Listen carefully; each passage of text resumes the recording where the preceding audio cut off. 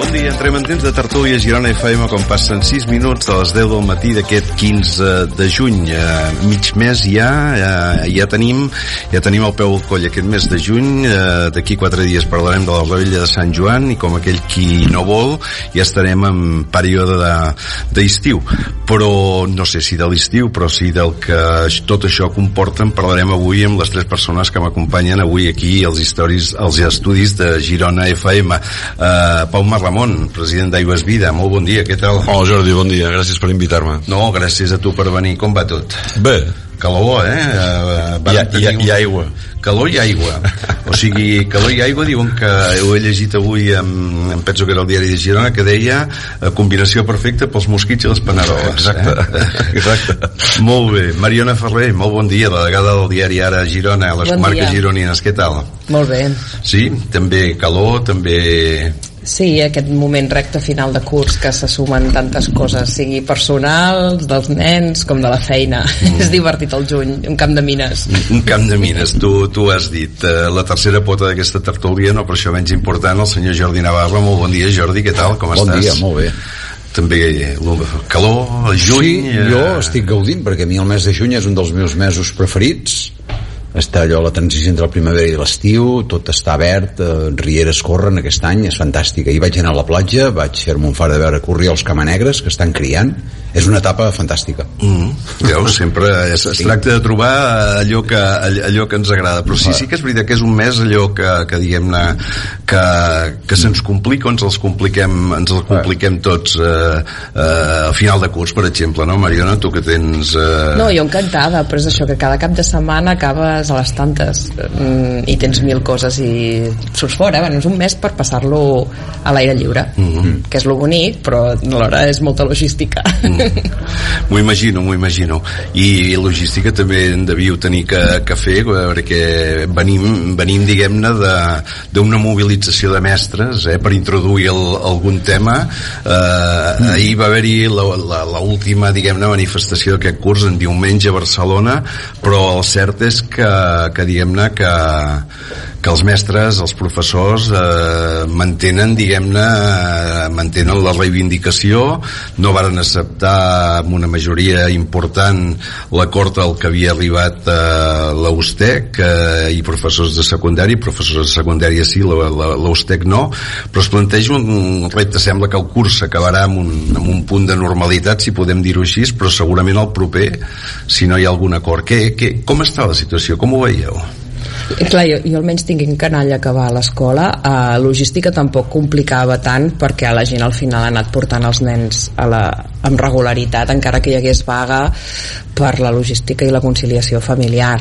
A nivell de cors jo crec que aquí es va començar molt malament i el govern va intentar d'alguna manera desarmar els mestres amb un acord amb sindicats que no representaven i voler-ho patrimonialitzar a nivell econòmic, no? És a dir, només millores salarials quan hi ha moltes variables més. Aquesta manifestació era una prova de foc si hi havia el suport de les famílies. Jo crec que va haver-hi una representació molt àmplia de les famílies de mestres, no? Les famílies en cert moment han començat a notar, almenys la percepció que tinc, certa desconnexió amb la vaga, en el sentit de volem millores de l'educació, però en alguns acords de claustres et quedes una mica de pasta de moniato, no? El fet de que moltes escoles i instituts, les consignes que hi ha és que aquest final de curs a les notes, a l'avaluació, no hi hagi observacions, que és l'única feina qualitativa que tens de vincle i feedback amb les famílies, no? Que a part de les marques de les notes, siguin com siguin a cada etapa educativa, hi hagi una frase, 2 frases sobre l'evolució educativa en l'ensenyament, diguéssim, de cada alumne. Això és una vaga que fan els mestres. Jo crec que aquí és un error que qualitativament no es tingui en compte, no? Perquè volem una millor educació, doncs la feina també s'ha de fer. Una cosa és faltar un dia, fer vaga, que estic super d'acord, però la qualitat de l'ensenyament que es reivindica, doncs justament crec que aquí és un error de que suma punts a que volem fer menys feina, no? D'alguna manera, perquè escriure 1 o 2 frases que moltes vegades són copy-paste, aquestes frases, però és l'únic moment en què tens un feedback per part del tutor sobre quin és el nivell de l'alumnat. a part de la reunió anual, no? Doncs, algun vincle d'haver-hi entre família i professorat, i veurem com és l'any que ve. Tampoc hi ha un altre tema que no s'ha tocat, que són els menjadors en l'etapa del migdia, que és un gran blackout en l'etapa educativa, que és de 2:15 a l'escola pública fins a les 3, que això, si tens sort, les AFAs ho gestionen, que són les famílies, de forma altruista a través d'una empresa, o si no ho porten, però és una etapa en un moment en què no hi ha cap reivindicació, no? un buit. I després el tema de les calors a les aules, que aquí en som un exemple, i el fet que ara crec que començarà una etapa pilot en què per primer cop la Generalitat accepta posar aires acondicionats en algunes escoles, més enllà de que tinguin barracons. Però si això passés amb el funcionariat de la resta d'administració, ens posaríem la mà al cap, no? Ja no anem a treballar més enllà de 27 graus i les aules és habitual estar 30 graus. Jordi. Bé, jo doncs els punts de vista que jo pugui expressar estan molt mediatitzats per la meva pertinença a un sindicat, que és la Intersindical. Sí. Jo no sóc mestre, no sóc docent, tot i que conec molt bé el món de l'educació. Jo sóc conserge mantenidor d'escola, conec bé el que passa dins de les escoles, i sabem que el conflicte que ha acabat esclatant respon a una acumulació de problemàtiques diverses que s'han anat gestant durant molts anys, que s'han negat des del món polític, des del món econòmic. No passa res, seguiu, tot va bé, tranquils, ens en sortirem. I finalment, en la Catalunya post-155, en mans del PSC, que desitja i fa tot el possible per tenir una Catalunya pacificada, autonòmica i fins i tot borbònica, amb visita papal inclosa, pues al final lo de les escoles ha patat. Els docents, jo normalment sempre a vegades em queixava de que les reivindicacions eren excessivament gremials. Dins de les escoles, com has dit tu ara, hi ha tota una sèrie de professionals, d'activitats que va més enllà dels docents, no? El que passa és que, evidentment, els docents són els que estan a la primera línia de trinxera, i la tasca docent és importantíssima pel funcionament de la societat, no? Una societat democràtica. Jo el que sí que crec és que ha sigut molt positiu el que han fet els mestres. Hi ha un conflicte, i el conflicte té efectes col·laterals, i efectivament, és clar que ha perjudicat a la qualitat educativa el seguit de vagues, no és clar, que ens esperàvem, però diguéssim, a favor dels mestres i les mestres, crec que cal trencar una llança per la seva fortalesa i per haver mantingut sostingudament en el temps una protesta, una vaga, un seguit de vagues amb repercussions, perquè esclar, les repercussions salarials hi són, no? Dit això, començarà el curs amb el tema resolt? Ni molt menys, no, clar que no estarà resolt el tema, perquè hi ha uns dèficits i uns problemes estructurals derivats de moltes coses, un creixement demogràfic important a Catalunya, tota una sèrie de variables complexes que a vegades no ens atrevim a comentar-les en públic, però que si no es parla els silencis són pitjors. Per tant, jo els encoratjaria a seguir endavant amb la fermesa amb què han demostrat, i mira, tard o d'hora això donarà fruits. Pau, tu preguntes que deus tenir una imatge, diguem-ne, una mica més allunyada, en el sentit de que... Sí, jo no sóc del sector, no. Ni ets del sector, ni en aquests moments tens fills a l'escola, diguem-ne. No, tinc nets, però a la concertada, a la Salle. Que no han fet vagues, gairebé. A Figueres no gaire, em penso que no. No, a mi estic d'acord amb que és un sector que, vull dir, que està molt i molt tensionat, i que, vull dir, són molts anys, vull dir, doncs, en què no s'arreglen problemes de tipus estructural, com deia en Jordi, és evident. No és tant un tema, no és exclusivament un tema salarial. La meva dona sí que era professora de llengua estrangera, sempre faig la mateixa broma i ara aprofito per fer. Aleshores tothom pica l'am i diu, anglès, no, castellà. Nyac, 1-0 a favor meu. No, però a part de bromes, el que sí que jo crec és que el nivell educatiu, amb la democratització que s'ha produït durant tots aquests anys, ha baixat el nivell. És a dir, per un cantó tens que tothom té una escolarització, i això ha estat un gran avenç, sens dubte, vull dir, això que quedi clar, que ho dic així de clar perquè ho tinc així de clar, però no s'han posat les mesures per aconseguir que, a més de que arribi a tothom l'educació, el nivell sigui o es mantingui una mica com estava. És a dir, dels que vam estudiar fa no sé, molts anys, igual 40, vull dir, ara trobes que la gent que surten no surten preparats com sortien abans, i això sí que és potser és una reflexió de persona gran, d'avi, però sí que ho constatem, i no és només jo sinó tot el col·lectiu de professors, amics de la meva dona i coneguts, amics, familiars, tal, ja que aleshores aquesta gent que, vull dir, que s'ha baixat el nivell ara són professors. i continua un cercle pervers en el que vull dir el nivell continua baixant i això és l'única reflexió que a mi em ve al cap ara sobre aquest tema, no? Em preocupa molt perquè evidentment si una societat no té un bon sistema d'integració, que abans parlàvem amb Jordi, i un bon sistema d'educació, doncs no té gaire futur, no? Sí, aquí a l'escola és que s'ha convertit en molt més que ensenyar, no? En el moment en què passem d'ensenyament a educació, un aparcament pràcticament, sí, i a l'escola li posem cada cop més càrregues, no? A la família s'assumia abans una gran responsabilitat i a l'escola s'hi anava a aprendre, a llegir, a escriure, a sumar, a restar, i no anaves a aprendre, hi havia alguns valors però anaves a aprendre matèria. I jo el que veig també sent millennial i portant els nens també tens un xoc, jo tinc un xoc bastant fort amb la realitat i el nivell que hi ha a les aules, i veient també que la lectoescriptura comença molt més tard i clar, al final tens uns mestres que s'han de dedicar a tot menys a ensenyar. I també el fet de l'escola inclusiva, parlem de la integració i la diversitat, l'escola inclusiva és una gran patranya en el moment en què no poses recursos, i jo m'he trobat anar a explicar un conte per Sant Jordi i la mestra, la tutora té com a normalitat estar retinguent un nen tota l'estona mentre expliques el conte, i molt bé, i et fan les preguntes i tal, però en dues aules amb nens d'infantil i ja de primària, i és habitual que la tutora estigui retenint a un nen, o actituds violentes ja, perquè si estem parlant d'això, infantil i primària, instituts. Per tant, tenim una diversitat a l'aula molt més gran, no només d'origen, sinó també, i és un gran aparcament, és un gran aparcament de famílies que ja no saben què fer.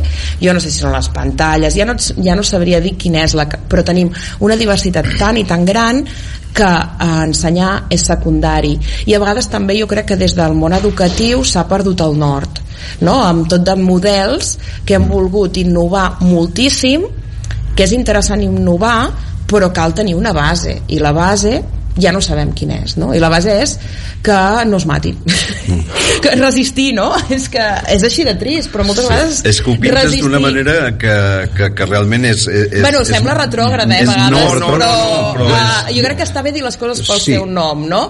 I l'escola no ha de ser una resistència, ha de ser un lloc d'aprenentatge, i tu vas allà a aprendre continguts, i això ho hem perdut. Jo em sembla que és la primera vegada que sento una intervenció tan clara i tan valenta, un diagnòstic de la situació de l'escola pública, perquè jo sempre em queixo de que estem instal·lats en una societat de la correcció política extrema, i en què qualsevol cosa que es diu sembla ser que sigui, no sé, no? Un crim gairebé dir, però és que realment crec que el diagnòstic que fas és molt fidel amb la realitat. Llegia jo l'altre dia un pedagog que deia que esclar, si en una ment humana no hi entren estímuls fruit de llegir, d'escriure i d'esforçar-se mínimament, i els estímuls són a base de TikToks i tuits, clar, és evident que tard o d'hora això tindrà conseqüències, no?, en la formació d'una persona. I probablement a les escoles, jo sóc un defensor ferm de l'escola pública per principis i per concepció democràtica gairebé, però esclar, si l'escola pública es va degradant i degradant per moltes causes, algunes de les que has tocat tu, no?, una diversitat molt, molt complexa de gestionar, uns recursos que sempre són insuficients, si aquesta escola pública falla, clar, això té una repercussió sobre milions de persones, no? No sé, allò de les innovacions segurament s'han anat de mare, però això tampoc és casualitat, i això una mica des del meu punt de vista, i ara que parlarà en Jordi, ideològic, estem en un procés de desballestament històric ja des de fa dècades als serveis públics, des de que alguns governs als anys 70, 80, 90 van començar a desballestar els serveis públics, aquesta deriva no s'ha acabat i cada vegada és pitjor, i es fan moltes innovacions des d'una perspectiva molt neoliberal, i escolteu, l'aprenentatge requereix un esforç, sí o sí. No podem vendre el missatge de que tot és fàcil, tot és guai i tot es fa amb les xarxes socials i les pantalles, no? O sigui, ha d'haver-hi un mínim esforç, i jo crec que dir això no és antiquat. Tu saps per això que tu que et consideres i ets considerat un home d'esquerres, és un discurs que no es fa aquí. En soc perfectament conscient. Però cal començar-lo a fer. Clar, aquest és el tema per mi, que és important. Tu has dit que la Mariana ha parlat d'una manera clara i ha fet una definició mi m'ha sorprès i m'ha agradat sentir en un mitjà públic com aquest, sentir aquesta reflexió. Que al final, jo sóc filla de professora, però quan al moment que toques i professora de concertada, que aquí tampoc es parla, l'escola concertada té una pressió bastant forta i no s'ha tingut en compte massa en aquestes mobilitzacions, que jo crec que ells havien de fer la seva lluita, que tampoc és, i no l'han feta, i la situació de salaris i de càrrega que tenen i de diversitat, moltes vegades pensem a la concertada, l'exemple del Belllloc i els Nines de Girona és paradigmàtic, ells el que fan és crear una escola elitista perquè els hi funciona millor un nou mètode, perquè aquest discurs que no es diu de cara al públic, molta gent el té de cares endintre, i tristament, clar, jo no estic d'acord diguéssim en aquest model educatiu, però cada cop la gent busca espais on l'escola sigui diferent al que es troba a nivell de resistència, perquè clar, si tu on te vas és simplement una guarderia, i no es vol dir, no, perquè els atenem, els escoltem, fem projectes, sí, però si no hi ha una base és molt difícil que això fructifiqui, i també és necessari aportar continguts. No sé, jo penso que jo vaig aprendre molt a l'escola i m'agradava aprendre i m'emplenava anar a l'escola. Si tot això ho has d'aprendre tu sol, és molt bonic el mètode d'aprendre tu sol, però és molt individual al final, i hem volgut fer una atenció molt individualitzada en un sistema que no està preparat. Bàsicament perquè no hi ha gent per fer-ho, no? I el que hem vist és que s'han anat baixant els nivells. El nivell és les proves, perquè no sortiran els diagnòstics, els anem adulcorant, i anem adulcorant constantment els resultats perquè no es vegi, i això és fer-se trampes al solitari. Quina societat volem nosaltres?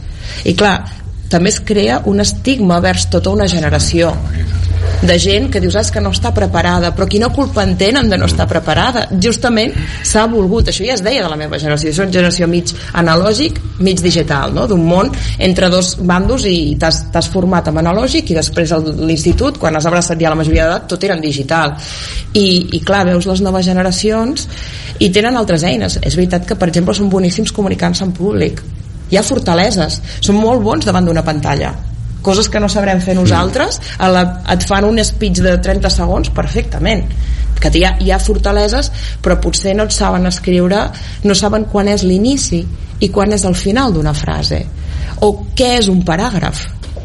Clar, s'ha canviat del tot el que és la percepció de les bases, i jo et diria que hi ha cert professorat nou que també li costa això, perquè és el que comentaven, que el nivell de sintaxi és molt baix del nou professorat, i et pots trobar anunciats dels deures dels teus fills que tenen faltes d'ortografia, que hi ha errors de picatge, coses que, ostres, que podien passar abans, també, sí, però que criden l'atenció, no? I dius, clar, estan aprenent. No era tan habitual. No era tan habitual, estic totalment d'acord. Bueno, jo crec que estem dient tots el mateix.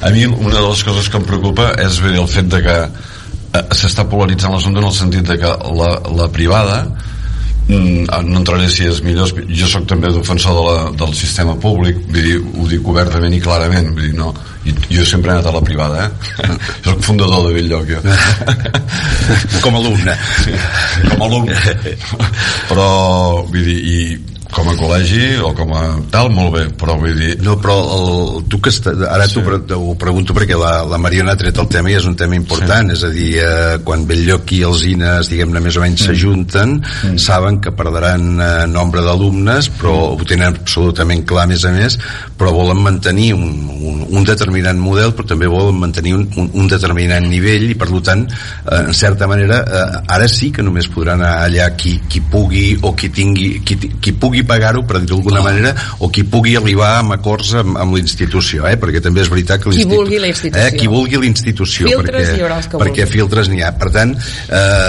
això comença així. El tema de la concertada que ha dit la Mariona és complicat, perquè la concertada no és tan diferent de la pública a l'hora diguem-ne de rebre gent i de rebre gent nova, i en canvi, diguem-ne, les condicions econòmiques són diferents, en el sentit de que són pitjors amb la majoria dels casos, càrrega laboral, i molta càrrega laboral, i llavors esclar, i el tema de la pública, llavors potser el que esclar, és molt fàcil preguntar-ho, i el que és complicat és fer-ho, és a dir, si ja comença a haver-hi un gran acord de que alguna cosa no ha funcionat i que alguna cosa no fem bé, possiblement el que s'hauria de fer és deixar de confiar en alguna de les innovacions que es varen, d'alguna de les innovacions que es van aplicar en el seu moment, i començar, per exemple, a fer una cosa tan revolucionària com és tornar a ensenyar a l'escola. Jo, si em permeteu, jo crec que aquest debat és apassionant, i aquí segurament si ens escolten pedagogs, no? Tindrien molt a dir, no? Però jo penso que és un tema que va més enllà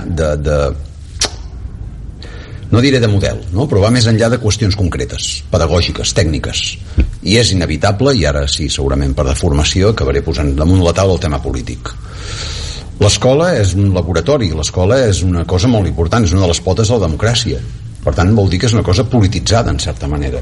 I amb la societat actual, i abans amb en Pau en parlàvem una mica i jo li he comentat, a mi el que em preocupa és que ara tot està ultrapolaritzat.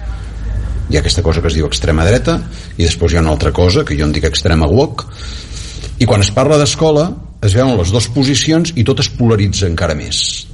I encara és pitjor. I en comptes de trobar un punt intermig, trobar sistemes de sentit comú, al contrari, cada vegada està més polaritzat tot. Però va passant el temps i una mica el que passa és el que heu dit vosaltres i el que ha dit la Mariona. Escola inclusiva, aparcament, què carai és l'escola pública? No sé.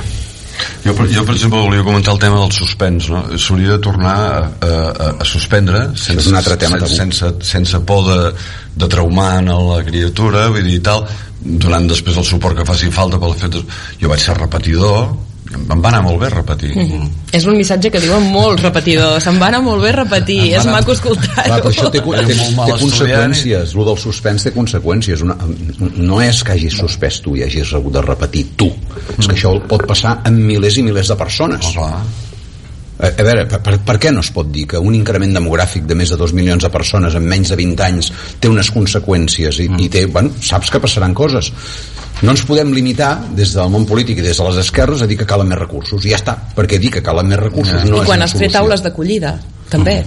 Clar, és que crec que aquí podem entrar en una derivada avui, que tenim dades de regularització a Espanya, que estem parlant de que és un rècord, 900.000 persones que han demanat acollir-se, i a les comarques gironines estava mirant 7.800, un 3,4% més respecte al 2025, i la comunitat hondurenya ja supera la marroquina, i jo crec que és un exemple paradigmàtic el cas de Girona, que hi ha 20.000 hondurenys, més o menys, 40.000 a les comarques gironines, i justament aquest cap de setmana es va presentar un estudi que està molt i molt bé de la UDG, que s'ha dedicat per primer cop a posar llum i a retratar quin és el perfil de la comunitat hondurenya, perquè estem parlant de que un alt percentatge són menors que estan escolaritzats, un 13% d'aquesta comunitat, la mitjana és de 24 anys, però un 13% està estudiant ara mateix, i un terç té estudis secundaris o superiors, que també aquí trenca bastant l'estereotip que tenim. I la comunitat hondurenya s'ha convertit en barris com Santa Eugènia, el 50% de la població. Jo soc veí de Santa Eugènia. I és un percentatge altíssim, de fet es va presentar l'estudi allà, i és un repte, no? Perquè l'estudi es va presentar estava escrit en català, però tota la comunicació va ser en castellà també, no? Perquè és un exemple que vull dir, el tema lingüístic costa més, però tots els joves, per exemple, ja han crescut aquí, o se'n diuen la generació 1 i mig, que és, sobretot estem parlant a Hondures, el 60% de la comunitat són dones. Qui tira de les famílies i qui migra aquí són sobretot dones, que és molt interessant, i després quan ja porten uns anys van a buscar els fills, i tenim aquesta generació d'1 i mig, que és nens que han nascut a Hondures però s'han criat aquí, que van venir amb 3, amb 6 anys, i són part d'aquesta comunitat del repte, no? de la integració. I alguns ja estan arribant a la universitat. Estàs dient coses contundents, No, bueno, crec que està bé tenir dades, no? Perquè moltes vegades també anem inalvis i es parla, és que tenim una substitució, no? Que comencem a agafar el vocabulari de l'extrema dreta, que s'ha de vigilar molt, perquè quan parlem d'educació ens n'anem directament a parlar de política i d'aquesta polarització entre uns i altres. I, bueno, barrejava aquí les dades, no? Perquè aquest aflorament... Una dada que jo desconeixia, per exemple, has parlat de 20.000 persones hondurenyes a la ciutat de Girona.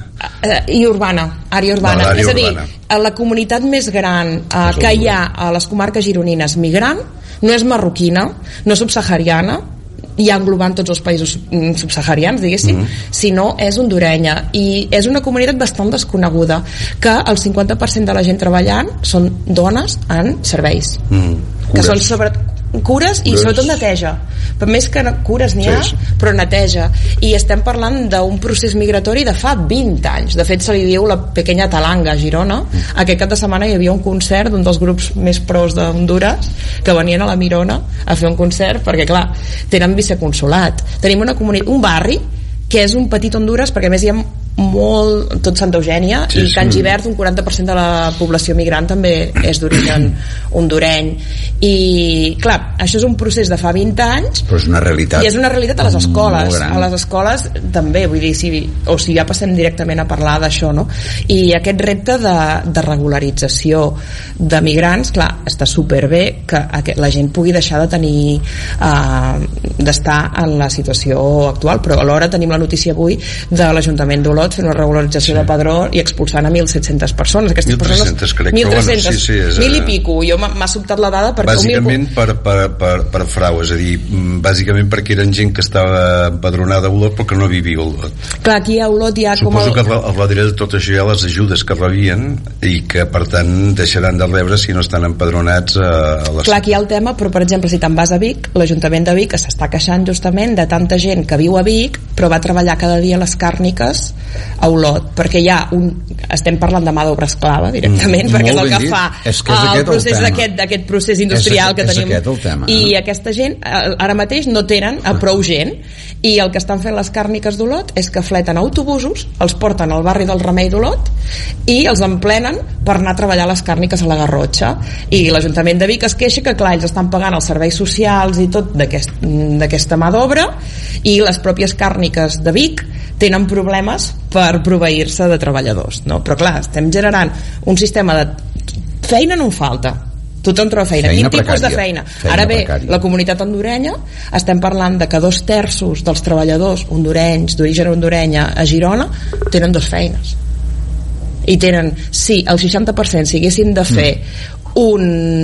fer front a una despesa de 800 euros no podrien fer front. Per tant estem parlant de subsistència, precarietat màxima, precarietat, com per posar dades des d'aquesta, no estic parlant d'altres comunitats. Està molt i molt bé aquest anàlisi de dades que ens han fet, però diguéssim en termes globals el que tenim aquí és una cosa que es diu model productiu, i d'aquí penja tot. Els problemes a l'escola també venen d'aquí penja tot. Sabeu que no fa gaire es va publicar un informe que ha generat bastanta polèmica i un cert impacte, però el nostre model productiu com a país és el turisme i les càrniques, i ara la construcció no tant, però ja tornarà a repuntar. L'informe Fènix, i els ecologistes ens podem començar a preparar perquè aniran forts, Sí, l'informe Fènix dona moltes dades aquest informe, però principalment i a grans trets davant del que estem és d'una situació d'un sistema econòmic que funciona gràcies a la precarietat laboral, i ara mateix la immigració és una font de mà d'obra disponible amb unes condicions molt, molt negatives i molt baixes, i això està configurant un tipus de societat que jo en dic dual. Clar que sí, hi ha d'una banda la gent que pot tenir una certa estabilitat, una feina, uns serveis tal, i després famílies senceres que estan instal·lats en un marc de precarietat, tenint diverses feines sense contractar, semicontractats, amb falsos autònoms, etc. I em direu vosaltres si això, els infants que viuen en aquests entorns familiars, si això no té repercussió a l'escola. Jo tinc una companya que és mestra en un institut que se'n diu d'alta complexitat a Salt, i esclar, hi han poder 7 o 8 nanos que no saben si demà els desnonaran, que no saben si els seus pares cobraran l'ajuda tal, no sap si la seva mare tindrà la nevera plena per donar-los menjar. Clar que això afecta l'educació també. Model productiu, que tu, Mariona, ho estàs explicant molt bé amb moltes dades, i també has dit una paraula abans de tot això, has dit la paraula integració, que jo abans li comentava en Pau. Jo crec que és una paraula, segons qui ens senti ara dient això que estem dient, ens dirà que som extrema dreta per parlar de xifres i d'integració, però si no hi ha integració, i no només cultural i lingüística, sinó també econòmica en el teixit de la societat. Vull dir, què estem fent? Estem creant aquí una societat dual de persones excloses? Que tu ens has dit una cosa que m'interessa, perquè la crec, i també mesuro les paraules perquè és allò, la por que et puguin arribar a dir, no? Total. Hem deixat de parlar de segons quins temes perquè no teníem clar com fer-ho. Com que n'hem deixat de parlar, n'han parlat d'altres, i llavors aquest és possiblement un dels problemes que tenim, no? Perquè, a veure, hi ha realitats, no? Ara, per exemple, la Mariona ho deia, no? Aquest any 100.800 persones que eren estrangeres s'han regularitzat en un any a comarques gironines, 45.000 a Catalunya, no sé quantes a l'Estat, però en tot cas és molt. Segurament un dels problemes, és a dir, necessitem aquesta gent que tu deies per treballar, però els estem donant unes condicions. Aquest dia vàrem sentir alguna conferència al respecte amb la Mariona, que va parlar sense mencionar la paraula càrniques, però que en realitat del model productiu, bàsicament. Va parlar del model productiu. Estic parlant d'Oriol Junqueras, que va fer una conferència a Girona en la qual també va dir el mateix, però el tema bàsicament és aquest, no? Vull dir que seguim estant en una Catalunya amb serveis per a 6 milions i mig i ja són 8.200.000 i pujant, no? I això no n'hem parlat perquè, clar, qui n'ha parlat més és de la gent que diu els hauríem de fer fora. Aquesta és la gent que n'ha parlat, i no es tracta d'això, però clar, es tracta de que necessitem aquesta gent, però el que hauríem de fer seria pagar-los bé perquè poguessin tenir una vida digna. Bueno, eixamplar els serveis bàsics. Clar, al final jo crec que l'escola ara mateix es troba un moment per molt que vingui població migrant, amb de coll d'ampolla, realment està baixant la demografia. Quan parlem de moltes regularitzacions, però a nivell d'escoles es aniran tancant línies perquè cada cop hi ha menys infants. I és una realitat, no? Però després, a nivell de serveis bàsics, és que vivim amb els serveis d'abans de la crisi econòmica, i això no s'ha eixamplat. No? A nivell de... no tenim més recursos, CAPs, quan se n'han obert, anem parlant del Trueta, però bueno, no? Però al final l'atenció, l'Ajuntament de Girona tampoc ha crescut molt més, vull dir, tot el que és el sistema del padró, tenim moltes feines, ara s'han posat molt durs, no sé, jo aquesta setmana anava a empadronar, a fer un canvi, i vaig al·lucinar en què sembla que te n'anaves a la policia. Són 3 mesos com a mínim. Sí, quina diferència respecte a fa un any, no?, amb el tema dels padrons, que cada cop es complica més, però posem barreres al lloc d'eixamplar. Si realment acceptem i obrim, no?, doncs hem de créixer, i jo crec que aquest discurs ha de ser també l'esquerra l'ha d'abraçar. Hem de créixer en recursos públics i en inversió pública, no en armament, no crec, perquè clar, anem dient més en defensa, però bàsicament els serveis bàsics, igual que a l'escola diem s'ha d'ensenyar, doncs sanitat, educació, i després el que és els serveis bàsics és el pilar de l'estat del benestar. Infraestructures, que és una altra cosa de la que se'n parla poc, però i mobilitat, no? Perquè clar, generem un problema de mobilitat amb tota... Els ecologistes ja estem tremolant. Sí, perquè s'ha parlat de diverses coses, però ningú ha parlat de moment d'aigua, ningú ha parlat recursos de la qualitat de l'aire, ningú ha parlat... No, perdona, vull dir que tot el que has dit és... Ja no deia serveis bàsics, l'aigua no és un servei bàsic. L'energia també és un altre tema, perquè tenim un tema d'energia.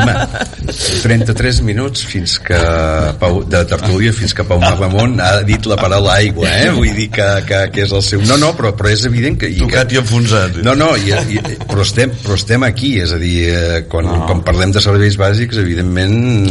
A veure, són moltes les coses que hi ha, i vull dir, en una hora de xerrant aquí, vull dir, doncs no podem tocar-los a totes, no arreglar-los, no podem tocar-los a totes.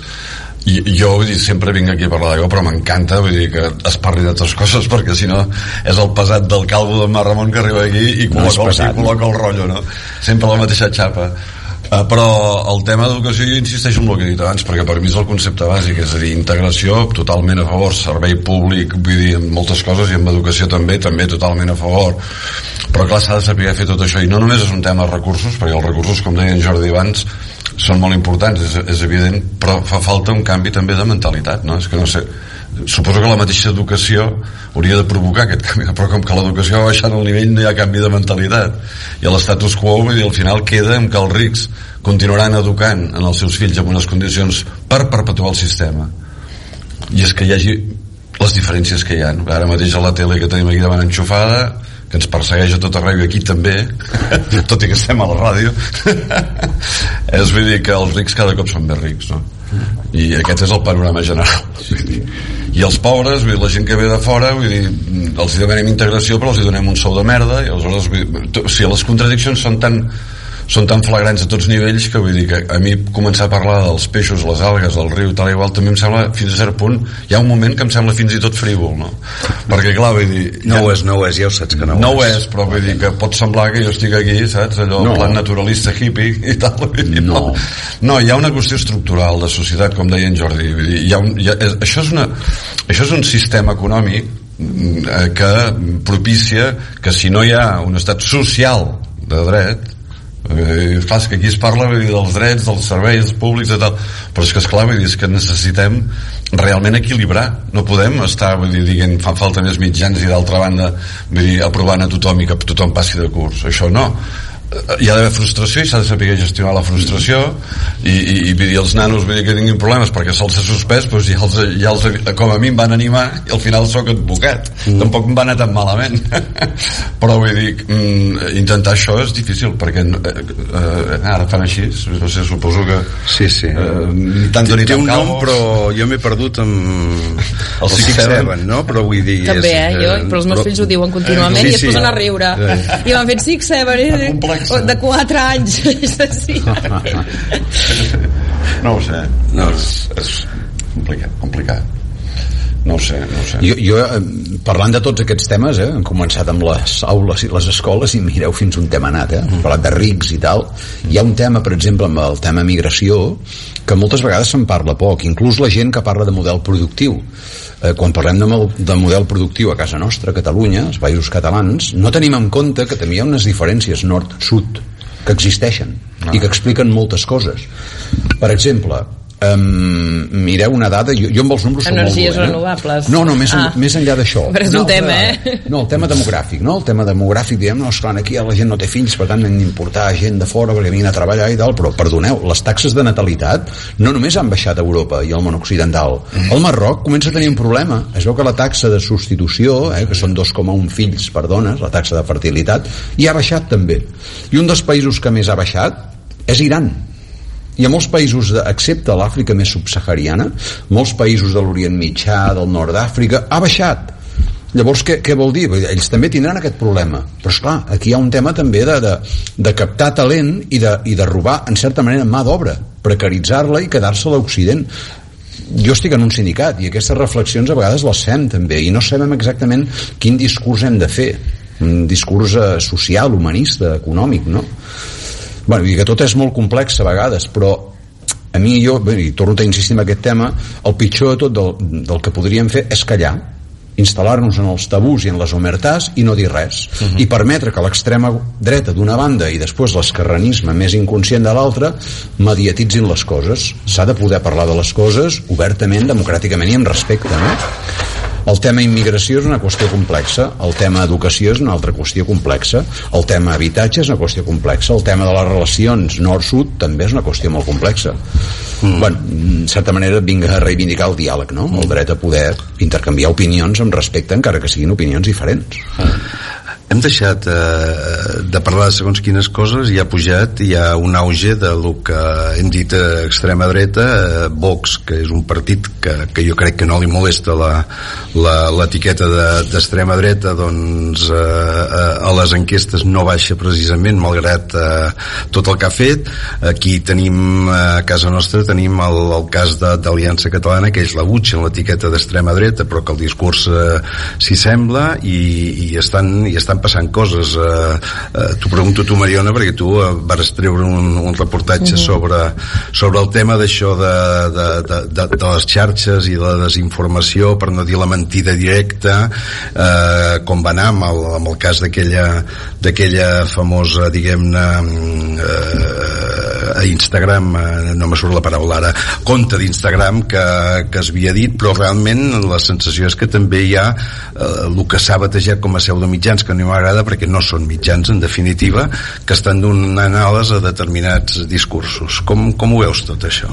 Clar, al final els diners hi són per polaritzar la societat i hi ha molts interessos econòmics en joc. Això neix d'una percepció ciutadana, però hi ha qui l'alimenta. Nosaltres som Catalunya és part d'un corrent global i no vivim aïllats en quins són els interessos. I faltava temps perquè nasqués un partit d'extrema dreta a Catalunya. Que no volen dir-se d'extrema dreta? Bueno, perquè hi ha el clixé, a la gent no li agrada que li diguin nazi, no, franquista, clar, no, vull dir, encara tenim d'alguna manera certs tabús del passat, però el discurs va de la mà, i del procés igual. Què passa amb els pseudomitjans? Qui alimenta... Estem en un moment que els mitjans tradicionals també hem de fer una mica d'autocrítica, com hem arribat però les formes de comunicació han canviat. Ara qualsevol persona comunica, i Instagram és un exemple, o TikTok, de com es camufla a través d'influencers les idees polítiques, no? I abans passava a través dels mitjans, i avui en dia tenim la tira de pseudomitjans que no estan registrats com a tal. Jo crec que aquí hi ha una gran feina que ha de fer el Col·legi de Periodistes, que jo crec que d'alguna manera interpel·lo, perquè clar, el Col·legi de Periodistes és com que no pot representar aquests mitjans perquè no ho són com a tal, però sí que s'ha d'alçar la veu de forma clara que aquestes plataformes estan comunicant, o es diuen no sé què notícies, perquè clar, utilitzes noms que directament apel·len a mitjà de comunicació, però no ho són, i utilitzes el format de la informació o de breaking news, o quan el que fan és alimentar l'algoritme de certs corrents ideològics, de forma clarament ells juguen a que és apartidista, i sempre diran que no responen a interessos de cap partit, però aquí la pregunta és com algú pot sobreviure i alimentar tant i créixer tant a les xarxes. És només a base de filantropisme? No, aquí hi ha diners vehiculats. El problema és com demostrar-ho. És molt difícil. Què han fet els mitjans? I partits que juguen a donar els diàlegs, partits que juguen a donar els diàlegs, i després què està fent l'esquerra, el progressisme, diguéssim? Està creant els seus propis pseudomitjans. És a dir, aquí el que està passant és que s'està reproduint l'esquema. Ja que no podem combatre'ls, doncs el que fem és combatre'ls amb les mateixes armes, i ens estem trobant a tot d'influencers que rebaten i tenen els seus discursos. Per tant, hi ha una batalla constant, i quan la gent diuen que els joves no estan polititzats, i estic totalment en contra, estan molt polititzats. Ara bé, no coneixeran les cares polítiques, no sabran qui és la consellera de Territori i excandidata socialista, no sabem si repetirà, no sabran qui és Sílvia Paneque, però segur que sabran qui és Lluc Salellas per l'antagonisme que genera l'extrema dreta a les xarxes socials, no per qui és com a alcalde de Girona i què fa i deixa de fer, sinó perquè s'ha convertit en un símbol per part de l'extrema dreta qui batre, perquè representa el progressisme woke per molts, no? I està molt, la joventut d'avui en dia jo crec que està molt polititzada, però en d'altres termes, i aquí les xarxes, jo crec que com que hi ha un trencament, no ens alimentem. I després hi ha una altra part que jo crec que és molt interessant de tenir en compte. La gent que no ha crescut en mitjans digitals, estem parlant de més de 60 anys, que veure identificar fake news, notícies falses, és molt complicat. I moltes vegades ens n'oblidem, i en Marcel Serrats va fer una conya al mes 24, que segur que molta gent ha vist a Instagram, que portava diu, jo els hi trauria els mòbils a la gent de més de 60 anys o de 65 anys, no? Però moltes vegades, com que és la capa social hegemònica amb més poder adquisitiu, i el baby boom, bàsicament, no? On hi ha més gent ara mateix, no en parlem d'això directament, però els grups de WhatsApp t'arriben uns missatges i un alarmisme. Jo moltes vegades, si mirés només per grups de WhatsApp, i per això no estic a gaires, jo crec que visc al Bronx, que estan cremant cotxes a cada cantonada a Girona, m'estan atracant a cada cantonada, i no cal només mirar Instagram, en grups de WhatsApp també hi ha aquesta percepció. Per tant, i no és així, diguem-ho, s'ha d'atacar els pseudomitjans, s'ha de veure com rebatre, però al final és un corrent global que és molt difícil trobar una fórmula, i el que està fent la gent és rebatre-ho amb la mateixa fórmula. I jo discreparé una mica del que has esmentat ara. Jo crec que hi ha una dada, i ja us he dit abans que jo no soc bon amb els números, soc de lletres, però hi ha una dada que explica moltíssimes coses, i que el sistema polític neoliberal actual, perquè estem en ple neoliberalisme, fa veure que no existeix: el preu de l'habitatge. Això explica moltíssimes coses. Explica frustracions de molta gent, explica la desorientació que estan patint els joves, explica moltes coses. El preu de l'habitatge i les feines precàries amb els salaris baixíssims que hi ha instal·lats a la societat. Per mi, des del meu punt de vista, més enllà de les xarxes, i que sí que existeix l'extrema dreta, òbviament, però aquestes realitats són reals. El que passa que hi ha molta gent, sobretot del món progressista, que ni sap que existeixen perquè té la vida resolta. Jo amb el tema de l'habitatge, i així també ens movem una mica per altres. Ja estic d'acord, el que passa és que o sigui, per mi, vull dir, el tema de l'habitatge passa en que, vull dir, sempre tenim, per almenys parlo de la gent del meu entorn i de mi mateix, la idea aquesta de que els grans grups inversors el tal, esclar, jo penso en mi i al final tu, ostres, vull dir, quin és l'únic negoci que sabem fer tots?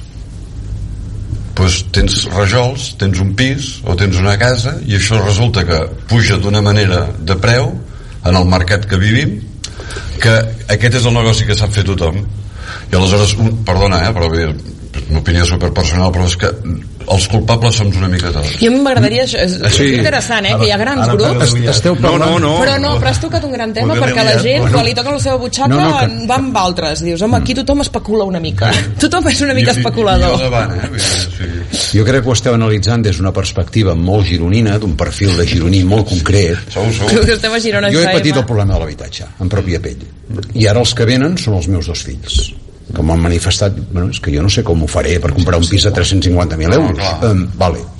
Això afecta milers i milers de persones. Si algú creu que l'habitatge no és el primer problema de molta gent de Catalunya, crec que... Bueno, les enquestes ho diuen. Jo crec que hi ha una consciència col·lectiva i l'esquerra està jugant. Vull dir, Rufián, quan surt al Congrés i el seu discurs, si us hi fixeu, és sempre tocant l'habitatge, perquè ell va a la, diguéssim, a la pedra roseta del problema. Ella, tot això que està fent, podríem parlar d'en Rufián moltíssim, no? Però això que està fent, ell s'ha relacionat molt amb gent de Madrid, de barris populars i humils de Madrid, i és clar, tu ves allà pels carrers, tu ves pels carrers, veuràs l'ambientillo que hi ha i veuràs quin és el problema de la gent.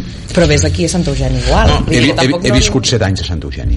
Per això conec molt bé el barri. Però que al final a Girona tenim 2 Girones. I hi ha una Girona que mana i governa pensant en una, i l'altra Girona no la tenim en compte, no existeix. Jo, si em permeteu una dada, perquè tu has donat, Mariona, un piló de dades que a mi m'has deixat. M'agradaria passar, després agafo les notes i aquestes els hi faig una foto, perquè són els hondurenys, jo els desconeixia. Bé, és perquè aquest dissabte vaig anar a la presentació i ho tinc fresc, he aprofitat per dir alguna d'actualitat. No, sí, jo t'ho agraeixo, perquè ens vinc aquí a aprendre, a explicar. Hi ha una cosa que per mi és molt clara i és aquesta, no? Vull dir que hi ha una dada que és brutal i que per mi tothom hi passa de puntetes també, i és que el 60% dels habitatges a la Costa Brava són d'un ús d'un mes a l'any. Aleshores, esclar, fer cases meu pare i el meu germà eren arquitectes, en pau descansin, vull dir, no vaig contra el gremi familiar, però vull dir, fer cases és una cosa que, o sigui, com es podria fer que aquestes cases servissin perquè la gent hi visqués en lloc de que la gent hi especulés, no? Perquè al final tu llogues un habitatge un mes a l'estiu per un preu brutal, que són mitja dotzena de mesos d'un lloguer, anem a dir, a salt, per dir-ho d'una manera, així és una mica bèstia, perquè ja sé que aquestes comparacions totes fallen, no? Però és massa car, és a dir, jo no puc llogar un apartament a la costa, vull dir que costi 3.000 euros 10 dies o tal, perquè no puc. I en canvi hi ha gent que continua dient que s'han de continuar ampliant les urbanitzacions, que s'han de continuar fent més cases, que s'han de continuar fent més quilòmetres de tubs d'aigua, de canalitzacions de llum. O sigui, aquest creixentisme especulatiu, en definitiva, per posar-li un títol o intentar sintetitzar-ho, estic totalment en contra, no? O sigui, el model no funciona i algú haurà de començar a dir-ho i que això serveixi per guanyar vots.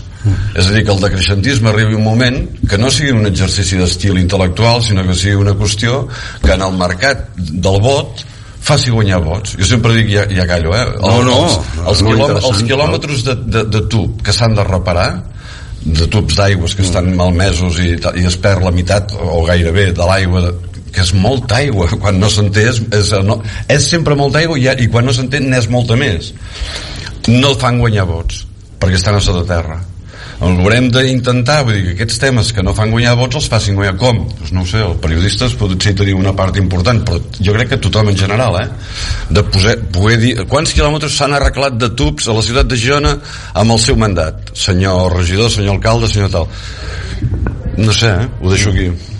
No, és una molt bona reflexió i ho tens perquè a vegades, diguem-ne, s'ha intentat en temes complexos amb missatges molt simples. Pues clar, jo també voldria recordar, per exemple, l'esquerra que fa discursos, també se li ha de dir, escolti, que han estat governant durant molts anys a l'Estat, a les ciutats com Barcelona, i ha passat i no s'ha solucionat, al contrari, no s'ha solucionat aquest problema. Tens molta raó, Jordi. Jo que vinc de l'esquerra moltes vegades m'he queixat de que dic és que estem reproduint les mateixes receptes. Pensava en una altra esquerra, ja ho saps, per això. Ja, sé que penses en una altra, però bueno, al final les esquerres acaben d'una manera o altra connectades, no?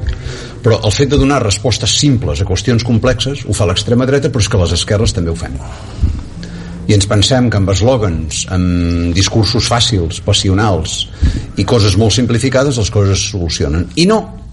Jo, per la breu experiència que vaig tenir institucional, sí que vaig descobrir una mena de veritat oculta, que és que quan, diguéssim, s'aplica una solució a un problema, aquella solució que es fa amb tota la millor intenció del món, s'acaben generant problemes nous, inesperats. La vida col·lectiva en societat és complexa, no? I des de les institucions les coses no són fàcils.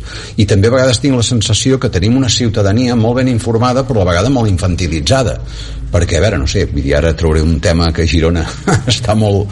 No és que estigui d'actualitat, sinó que està molt a flor de pell, que és el tema dels residus. Jo n'estic fins als santíssims nassos de sentir queixes victimistes per part d'una ciutadania irresponsable, desconnectada, que l'únic que fa és queixar-se. Sí. Escolteu, els residus són un problema molt greu. I sí, són cars de gestionar. I hem de fer un esforç, tenim una obligació cívica com a ciutadans i ciutadanes. Això d'aquest model que tenim democràtic, de queixar-nos i queixar-nos per tot, el victimisme constant, això alimenta l'extrema dreta, no, també. Que tota és un nihilisme, no? Sí, la responsabilitat sempre és de la institució això també ho penso en termes de seguretat i d'espais.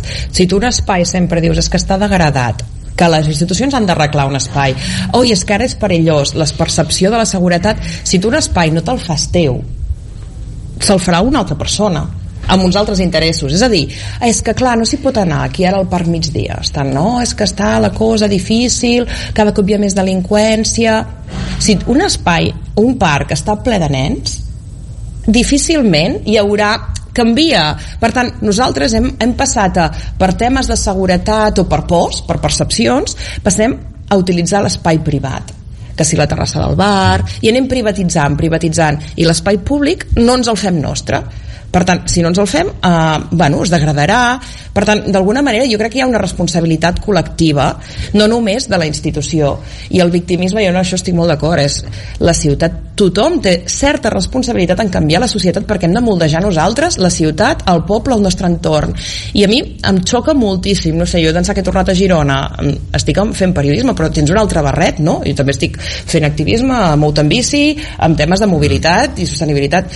Dius, ostres, és que si jo em moc cada dia en bici, doncs al final em converteixo en activista, i és un barret que t'acabes posant. Doncs tothom en les seves coses, i no és només queixem-nos a la institució, construïm i busquem una altra... No vol dir, és fer política d'una altra manera, perquè al final també és polítiques, però estem en el victimisme, i clar, això a l'extrema dreta és un discurs molt fàcil, no? Tot malament, cremem-ho tot. Però és un victimisme que també des de les esquerres hem acabat fomentant. Jo recordo quan... El paternalisme. Paternalisme, sí. Recordo quan es va fer l'experiment, i jo em feia molta bandera d'això, que si Porto Alegre, la participació... Escolteu, la participació moltes vegades va acabar sent una batalla campal entre sectors veïnals que es barallaven per veure qui tenia més pressupost. Dic, home, no seria això, no? Hauria de ser intentar col·lectivament construir una ciutat participant, opinant, però també a la vegada cedint, perquè esclar, si només penses en tu, també has d'acabar cedint, no?, a favor de l'altre.